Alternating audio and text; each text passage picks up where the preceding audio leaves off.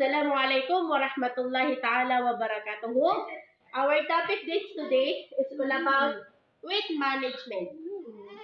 Weight management is the phrase used to describe both the techniques and underlying physiological process that contribute to a person's ability to attain and maintain a certain weight. Weight management. Ano nga ba ito weight management? Weight management, ito yung pag-manage natin sa ating timbang. Mamamanage natin ang ating timbang sa pamamagitan ng physiological. Ano nga ba itong physiological? Physiological, ito yung pag-exercise natin. Mamamanage natin ang ating timbang sa pamamagitan ng pag-exercise natin. Pag tayo ay nag-exercise, hindi tataas ang ating timbang at hindi rin naman ito bababa. Proceed tayo sa energy balance. The science behind management is complex, but one of the key concepts that governs weight management is energy balance. Energy balance is the phrase used to describe the difference between the number of calories a person consumes and the number of calories the same person expends, aka burns in the given time period. There are three possible scenarios when it comes to the energy balance equation. Energy balance. Ang energy balance, ito naman yung pag-balance natin sa ating energy. Ayon daw sa science, ang pag-balance ng pag-manage natin sa ating timbang ay komplikado. Bakit nga ba komplikado ang pag-balance natin sa ating timbang or pag-manage natin sa ating timbang? Komplikado ito kung wala tayong sapat na enerhiya. Magiging komplikado ang pag-manage natin sa ating timbang kung wala tayong sapat na enerhiya sa ating katawan. Magiging okay yung pag-balance natin sa ating timbang or pag-manage natin sa ating timbang kung meron tayong sapat na enerhiya. So, proceed tayo dito sa calories consumed. Calories consumed, food and drink. Calories, expend basal metabolic rate, physical activity, thermogenic effect of food, acute alliance. So, dito naman tayo, food and drinks. So, consume ito na calories, itong food and drinks, tapos, masasabayan natin ito siya ng physical activity. Physical activity, ito yung pag-exercise din natin. Ano nga ba yung magiging kinalabasan, magiging outcome ng pagkain natin ng tama, pag-inom natin ng tama? Ano nga ba yung magiging outcome nito? Magiging outcome nito ay weight remains unchanged. Mananatili ang ating timbang. Hindi ito tataas at hindi rin bababa. So, proceed tayo dito sa calories consumed, calories expended, also known as positive energy balance. So, ayun, magiging positive ang ating energy balance. Ano yung outcome ng positive energy balance? Ang outcome nito ay weight increase. Tataas ang ating timbang. So, proceed na naman tayo dito sa calories consumed, calories expended, also known as negative energy balance. Ano nga ba itong negative energy balance? Ano yung outcome nito? Ang outcome ng energy balance ay negative energy balance ay weight decrease. Bababa ang ating timbang. So, balik tayo sa weight management. Weight management, pag na-manage natin ng mabuti ang ating timbang, mananatili ito, magiging kinalabasan nito ay hindi tayo tatablan ng sakit. Bakit nga ba hindi tayo tatablan ng sakit? Kasi, hindi sobra yung ating timbang at saka hindi tayo masyado dadapuan ng sakit. Kasi nga, di ba, panamtaman yung ating katawan. Hindi tayo dadapuan ng high blood, diabetes, at iba pa. So, that's all. Thank you. Assalamualaikum warahmatullahi wabarakatuh and good afternoon. My name is Datwari Sokasa Kinanding and my report is all about overweight and obesity. So, obesity and overweight are conditions characterized by excessive and unhealthy amounts of body fat that lead to an increase in disease risk. So, ito na yung sobra sa timbang at sobra sa katabaan.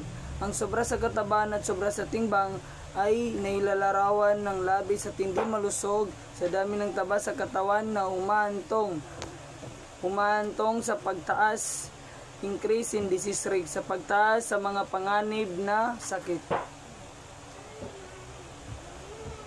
Individuals with excess body weight experience decreased physical function, vitality, and quality of life. So ito na yung mga individual na may labis na timbang sa katawan ay nagkakaranas ng pagbabawas ng pisikal na paggana ng sigla at kalidad ng buhay. Being overweight or obese may result in psychosocial morbidity where an individual suffers from psychological and social consequence due to depression, social stigma, and discrimination. So ito na yung ang pagiging sobra sa timbang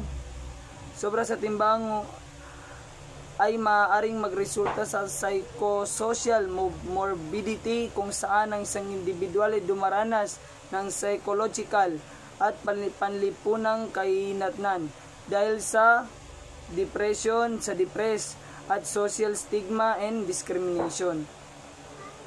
So, those who are overweight and base their self-esteem on their appearance have lower self-esteem, more symptoms of depression, and more symptoms of eating disorders.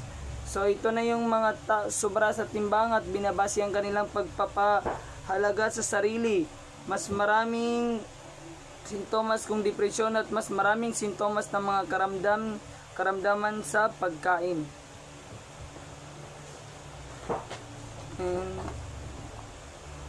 Overweight or obese individuals have suffered from weight bias and discrimination in various areas of society, including employment practices of salary and promotion decisions, education and housing opportunities, and the portrayal of obese persons in popular media as physically unattractive, lazy, and lacking in willpower. So ito na yung ang taong sobra sa timbang o obese ay dumanas ng bias o discrimination sa timbang, including society. Kabilang ang mga gawi sa trabaho, mga desisyon of obese person in popular media as physically unattractive.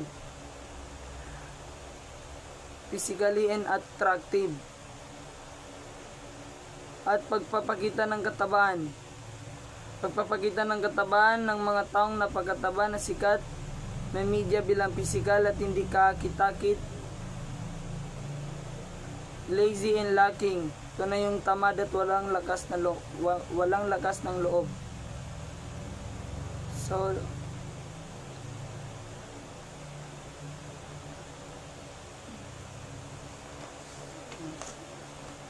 what is tolerate weight? Many people want to lose weight because they want to be pleasing in the eyes on others. The desire of having a perfect weight is highly and ambitiously goal but not impossible to achieve. However, the problem lies on how much weight they want to lose and gain to what they think is their ideal weight. So maraming tao ang gustong pumayat dahil gusto nilang maging kasiyasya sa paningin ng iba, pleasing in the eyes on others. The desire of having a perfect weight is highly ambitiously goal but not impossible to achieve. So ang pagnanais ng magkaroon ng perpektong timbang ay lubos na isang ambitiously na layunin, ngunit hindi posibleng makamit but not impossible to achieve. However, the problem lies on how much weight they want to lose and gain to what they think is their ideal weight. So gayon pa man ang problema ay nakasalalay sa kung gaano karaming timbang how much weight they want to lose and gain. Karaming timbang ang gusto nilang mawala at makakuha sa kung ano they want think is their ideal weight. Sa kung ano ang tingin nila ay ang kanilang perfectong timbang. So maraming salamat po, hanggang dito lang po. Assalamualaikum warahmatullahi wabarakatuh. Assalamualaikum warahmatullahi ta'ala wabarakatuh. Ako nga po pala si Nurhani A. Ibad. So ang aking i-report ngayon is all about fad dieting. So, fad diets are deceiving and continue deceiving people. Those who are into dieting have big hopes of achieving their desired body shape and weight. In contrary, diets may work for just short span of time, and their success is short-lived. So, weight loss is a hot topic, and one effective way to achieve it is dieting. Dieting limits the food intake and is calculated according to its standard. Most of these diets are low in calories and deprive the body of taking necessary nutrients, thus generating a metabolic imbalance that may result in death. So with these diets, much weight loss is in the form of water and protein, not fat. Okay, so ang pagpapaliwanag ko sa fad dieting is, so kailangan if nagda-diet ang isang tao is kailangan ding limitahan yung mga pagkain na kinakain natin sa ating pang-araw-araw na pamumuhay. So kailangan din nating sundin ang mga pamantayan kung ano man yung dapat nating kainin or hindi dapat kainin. Kasi sometimes meron tayong nakakain na hindi nakakabuti sa ating pangangatawan, which is ito na yung nagiging result ng ating kamatayan.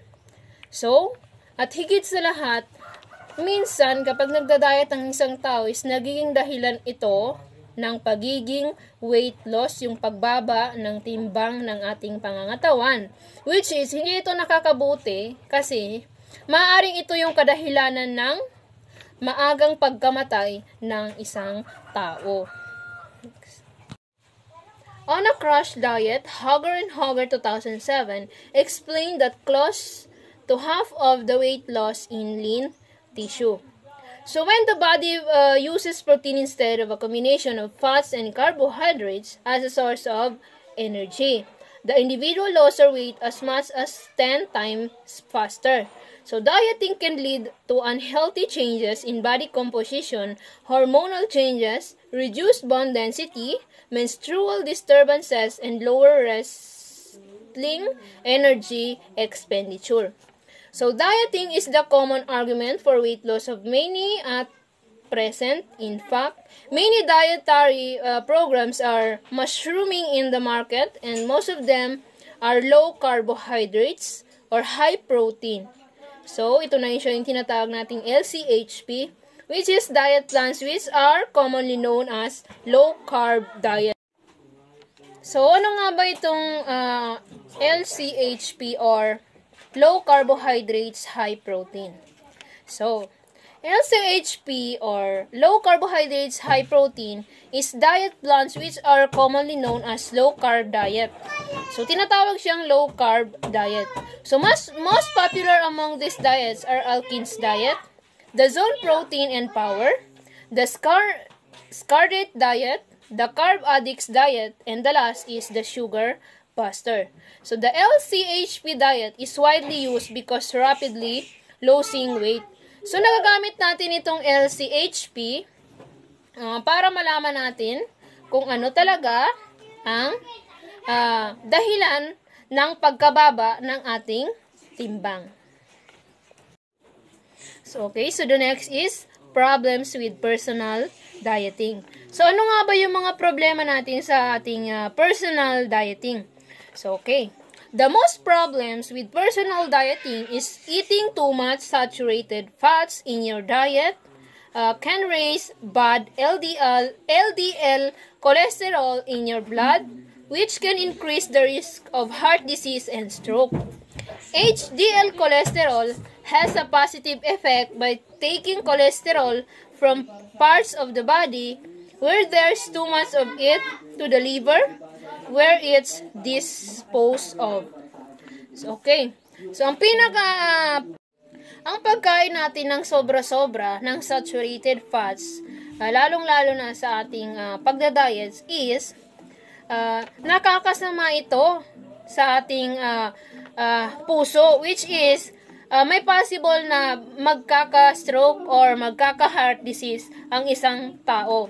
So, ang positive effect nito sa pag-take natin ng cholesterol sa ating pangangatawan is maaaring makakasira din ito sa ating liver. The condition often affected by our diet include coronary heart disease, stroke, high blood pressure, atherosclerosis, dental caries, gallbladder disease, and the nutritional anemias. So, ito na yung mga condition ng ating pangangatawan na nakaka-apekto sa ating diets, which include the coronary heart disease. So, ito na yung mga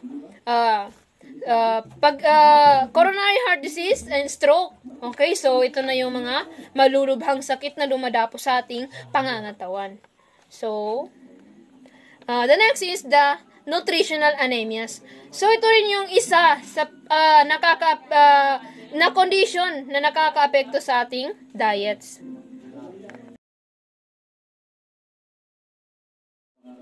So, according to SIGUR 1998, proposed guideline question that will help the person effectively, it undergo personal dieting and will use dietary products. So, ayon kay SIGUR 1998, siya yung nag-propose ng guideline question kung paano tayo sumailalim sa mga personal dieting at kung paano natin gagamitin ang iba't ibang produkto nito. So, number 1 question is, does it encourage the weight loss of no more than 1 or 2 pounds in a week? So, hinihikayat ba nito ang pagbaba ng timbang na hindi hihigit sa 1 o 2 pounds sa isang linggo? So, pangalawang question is, does it encourage physical activity? So, hinikayat ba nito ang iyong physical activity? So, number 3 is, does it contain a section of nutritious fact or naglalaman ba ito ng masusustansyang pagkain? So, number 4, does it emphasize... Okay, so the number 4 question is, does it emphasize medium-sized portions? Okay, number 5 question is, does it use foods that are easy to locate and prepare? Madali ba itong hanapin o ihanda? Number 6, does it give you enough variety? So, nagbibigay ba ito ng sapat na pagkakaiba-iba? So, number 7 question is, can you follow it whenever you eat at home, works, restaurants, or events? So, maaari mo ba itong sundin tuwing kumakain ka sa restaurant, sa events, or sa home, or maging sa trabaho? So, number 8 question is the cost reasonable? So, magkatuwigan ba mga ito? So, number 9 question is, can you live on this diet for the rest of your life? So, maaari ka bang mabubuhay sa mga pagkain na ito para sa natitirang bahagi ng iyong buhay? So, yan ang aking report. That's all. Thank you. Assalamualaikum warahmatullahi ta'ala wabarakatuhu. Ako nga pala si Ferdauzia Meiji Kandog. So, ang aking i-report ngayon ay tungkol sa compulsive overeating. So, compulsive overeating is characterized by a lack of control in food intake. This addictive behavior in eating shows several characteristics. They process food differently than the normal eaters. They lack control over eating once started and difficult to stop. Often choose sweets and foods high in sugar, and they preoccupied with eating to fight stress or avoiding their problems.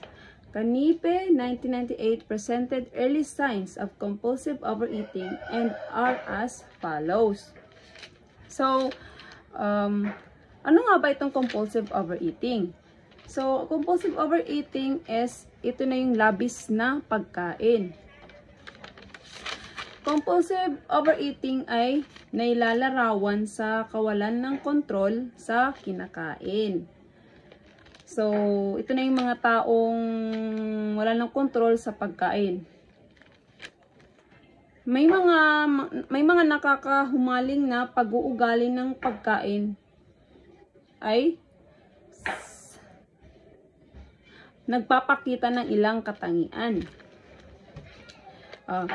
Ibang proseso nila ng pagkain kesa sa mga normal na kumakain. So,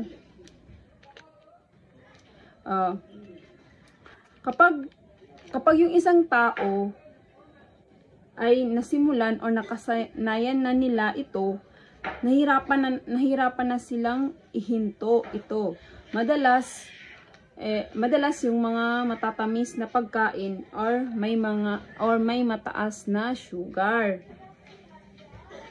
May ibang tao kasi na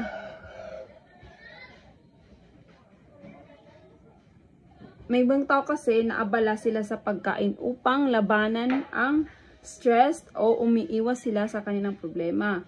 Kasi 'di ba, minsan may mga tao na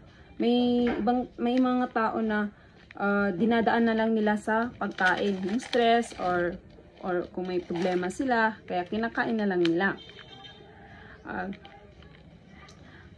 Kanipin 1998 ay nagpakita ng mga signs ng compulsive overeating o labis na pagkain.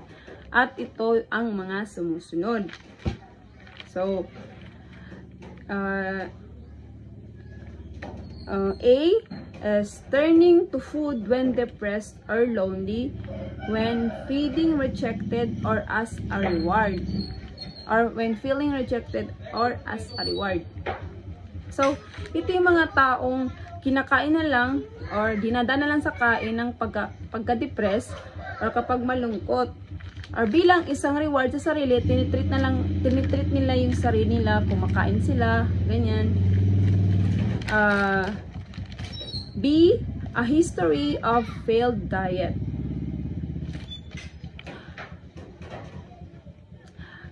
Preoccupied with food.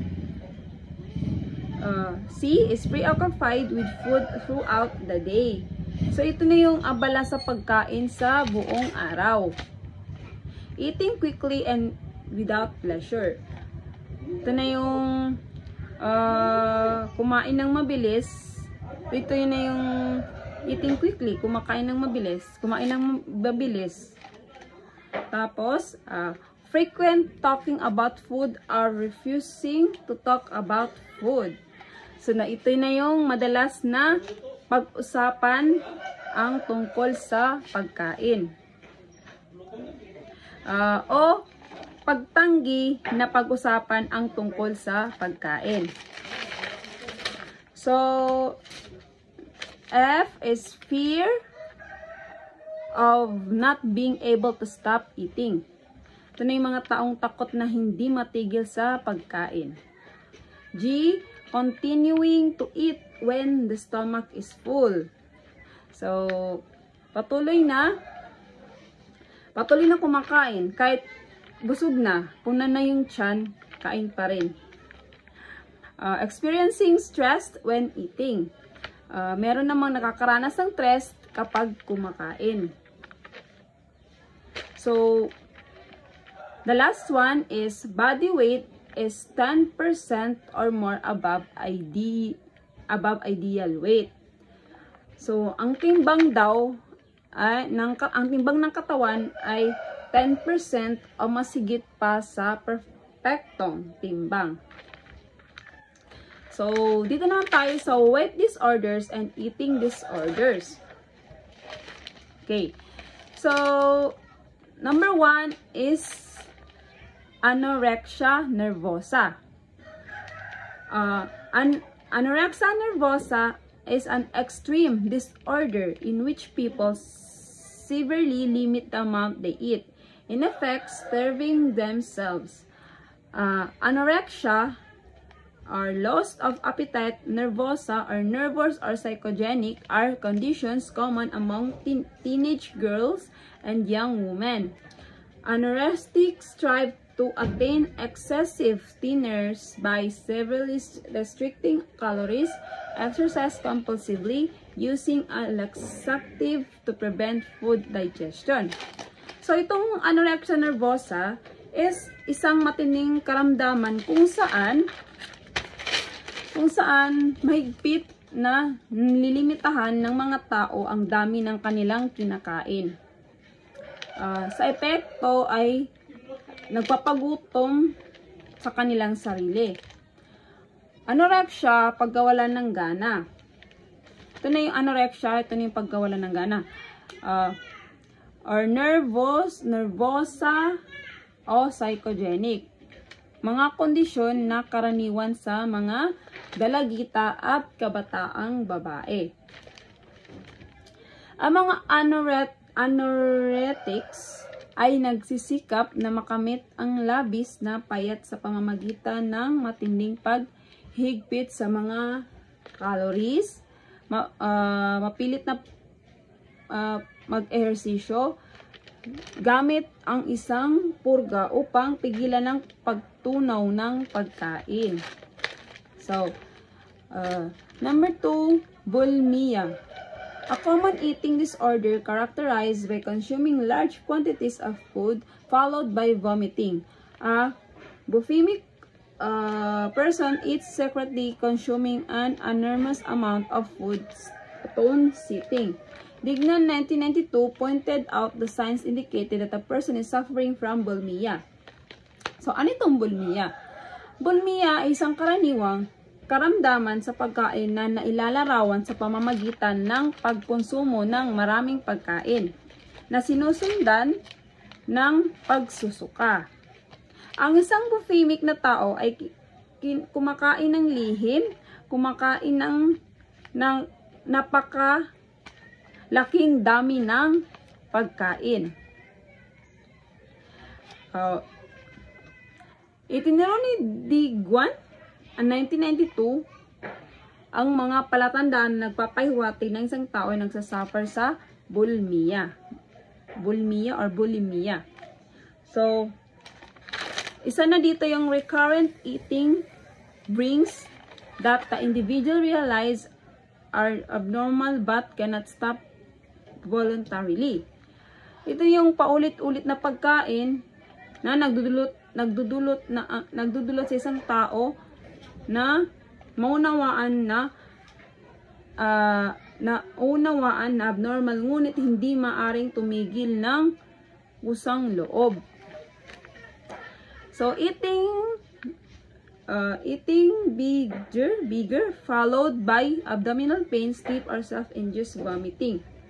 So ito yung pagkain ng binges na sinusundan ng pananakit ng tiyan, pagtulog o pagsusuka.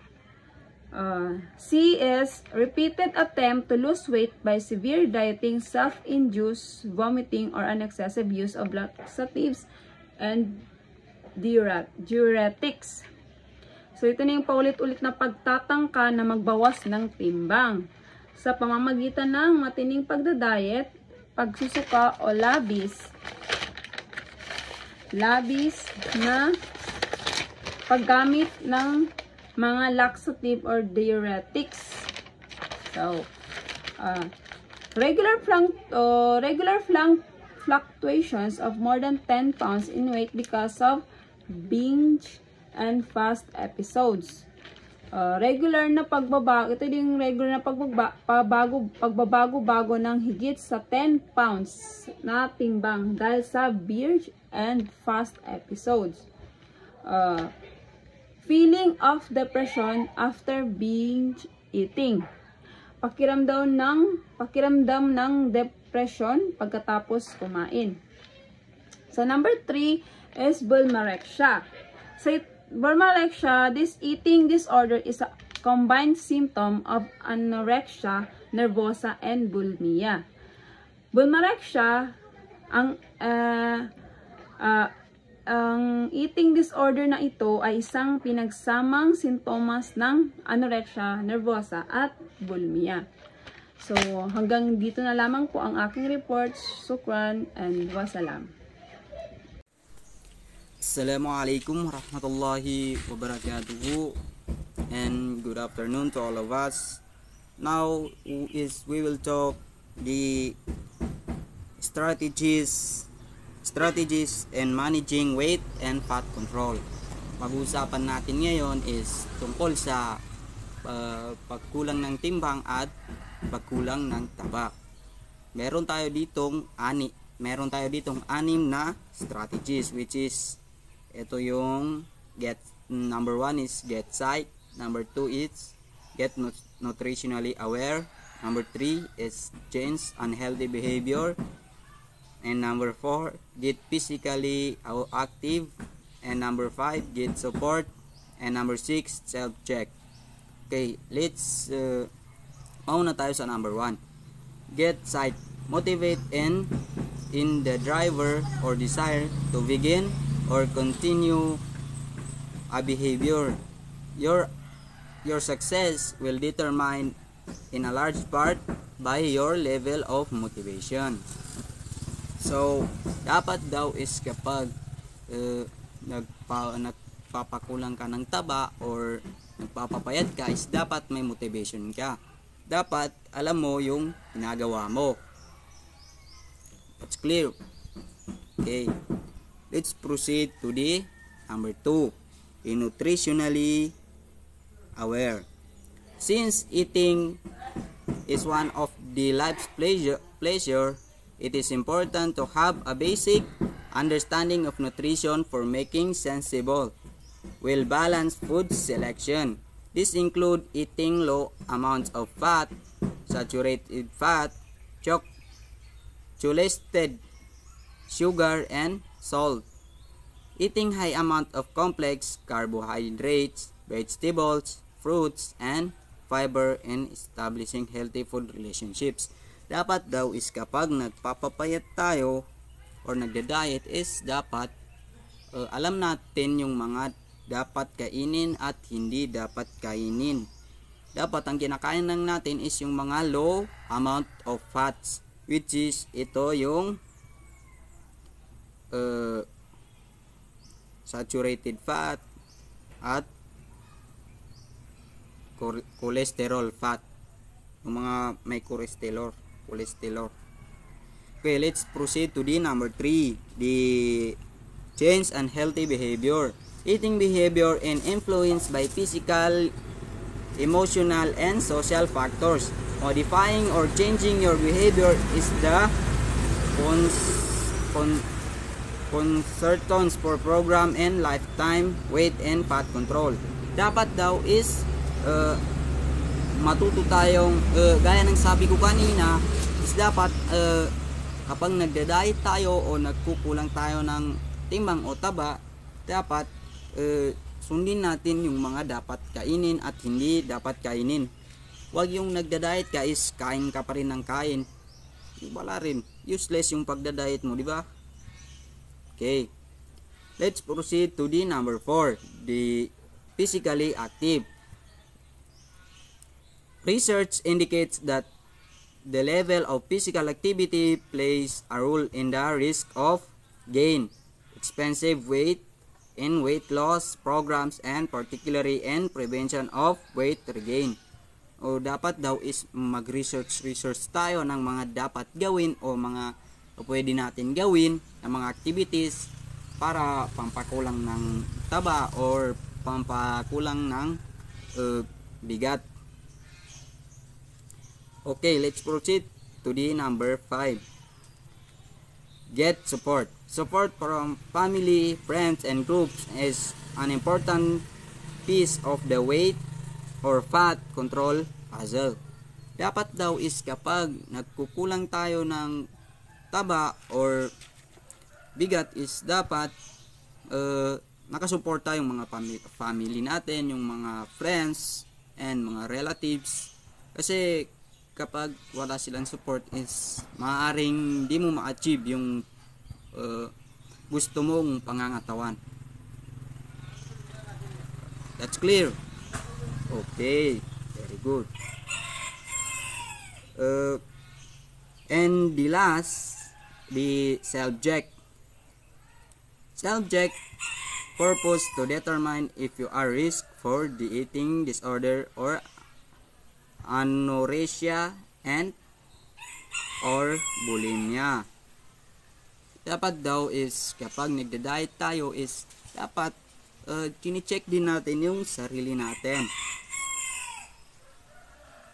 Kung kini-check natin yung sarili natin kung tama ba yung mga nakakain natin, kung ito ba is kasali dito sa mga pwede kong kainin. Gaya ng sabi ko kanina, dapat alam mo yung mga di mo dapat kainin at mga dapat mo kainin. And that's all. Thank you so much. I hope you learn a lot of knowledge to this video. Thank you. Bye bye. Mwah.